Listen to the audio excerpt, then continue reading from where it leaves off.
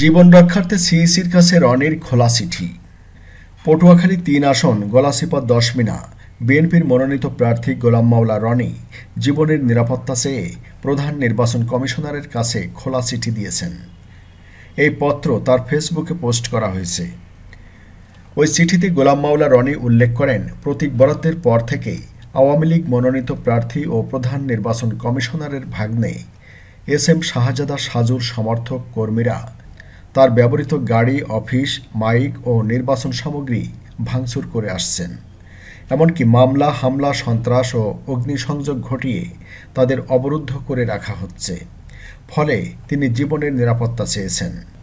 সোমবার তার স্বাক্ষরিত এমন একটি পত্র সিইসির কাছে পাঠানো হয়েছে। গোলাম মাওলা রনির তার ফেসবুক পেজে পোস্ট করা চিঠিটি হুবহু তুলে ধরা হলো। আমি নিম্ন স্বাক্ষরকারী পটুয়াখালী ৩ সংসদীয় আসনে বাংলাদেশ জাতীয়তাবাদী দল বিএনপি মনোনীত সংসদ সদস্য প্রার্থী। গত ১২ ডিসেম্বর আমি নির্বাচন উপলক্ষে সপরিবারে নির্বাচনী এলাকায় এসে এক ভীতিকর ও প্রাণসংহারী পরিবেশের মধ্যে পড়েছি।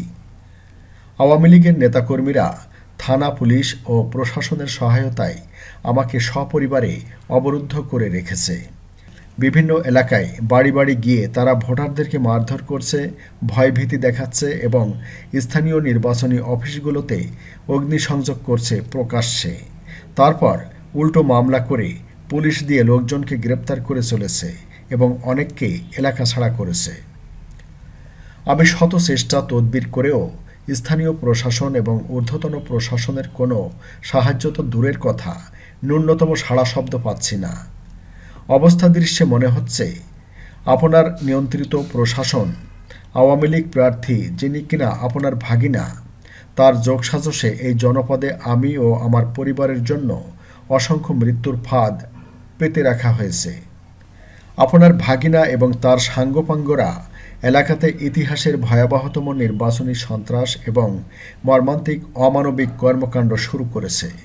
তারা গত ১৫ ডিসেম্বর আমার স্ত্রীর গাড়িতে ব্যাপকভাবে ভাঙচুর করেছে এবং গাড়ির মধ্যে থাকা ১০-১২ জন নারীকে লাঞ্ছিত করেছে। পুলিশ কোনো সাহায্য তো করেইনি, বরং উল্টো হুমকি ধামকি দিয়ে আমার স্ত্রীসহ অন্যান্য মহিলাকে থানা থেকে বের করে দিয়েছে।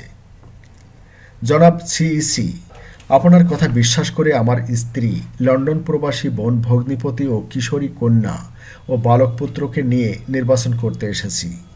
আওয়ামী লীগের নেতাকর্মীরা প্রতিদিন পালা করে আমার বাড়ির সামনে এসে তাণ্ডব চালায়, অশ্লীল অঙ্গভঙ্গি করে এবং হুমকি ধামকি দিয়ে থাকে, যার কারণে আমার পরিবারের সবাই অবরুদ্ধ অবস্থায় দিন কাটাচ্ছি এবং মৃত্যু ভয়ে কাতরাচ্ছি। আপনি যদি চান যে আপনার ভাগিনা বিনা প্রতিদ্বন্দ্বিতায় নির্বাচিত হবেন, তবে আমাকে এই অবস্থা থেকে উদ্ধার করুন। আমি আমার প্রার্থিতা প্রত্যাহার করতে ইচ্ছুক। আমার ও আমার পরিবারের যদি কিছু হয়, তবে ব্যক্তিগতভাবে আপনি ও আপনার ভাগিনা দায়ী থাকবেন। ইতি মোহাম্মদ গোলাম মাওলা রনি। এদিকে একাদশ জাতীয় সংসদ নির্বাচনে সিলেট ২ আসনে বিএনপির প্রার্থী ও নিখোঁজ বিএনপি নেতা ইলিয়াস আলীর স্ত্রী তাহসিনা রশিদের লুনার মনোনয়নপত্র স্থগিত করে হাইকোর্টের দেওয়া আদেশ বহাল রেখেছেন আপিল বিভাগ।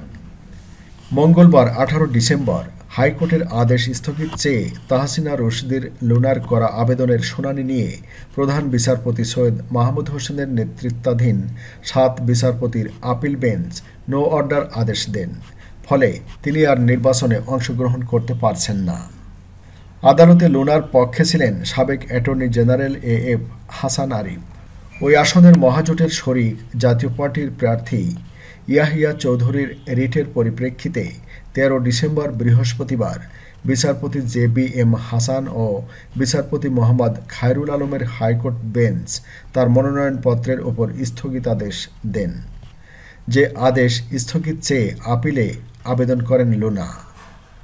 হাইকোর্টে রিট আবেদনের পক্ষে শুনানি করেন আইনজীবী মফিকুল ইসলাম বাবুল। রাষ্ট্রপক্ষে শুনানি করেন deputy attorney general Motahar Hossain Saju. হাইকোর্টের আদেশের পরে মোতাহার হোসেন সাজু বলেন, আদালত তার অর্থাৎ লুনার মনোনয়ন ৩ মাসের জন্য স্থগিত করেছেন, ফলে তিনি আর নির্বাচন করতে পারছেন না।